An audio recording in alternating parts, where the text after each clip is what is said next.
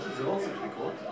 לא צריך לקרות, אבל אתה יודע, בנוער, הרי אמרנו מה קורה עם מכבי חיפה עם האוהד או בלי האוהד. אז תראה לך ששחקנים, קבוצה כמו הפועל תל אביב, שמאבד את שני השחקנים המרכזיים, את עמוד תווך במשחק ההגנה שלה, ואת השחקן המשמעותי ביותר בחלק הקדמי.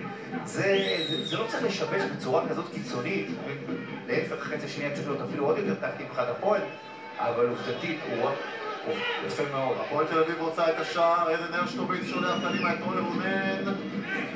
רוני רונן היה צריך אולי לצאת על דרך מוקדם יותר, והכדור היה צריך להיות בזמן טוב יותר. היה מהלך יפה רק של שי בעל המרכז. שי אייזן ואליאס היו שניים מהבולטים בהפועל תל אביב. נכון, משחק מצוין בחצי השני, כל השלישייה של שוב. ואת המופרני שעושה שם בלרינה.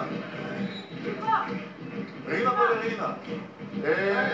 יס ערף נכנס לכדרור הנהדר, הטכניקה הנהדרת שלו, של שי אייזן. מכניס את הכדור כמו שצריך. יש הרבה כישרון במרכז שדה, צעירים, אבל אני משוכנע שאנחנו נראה אותם עם הזמן, עושים את ההתקדמות. אביב ונתי כובש השער השלישי.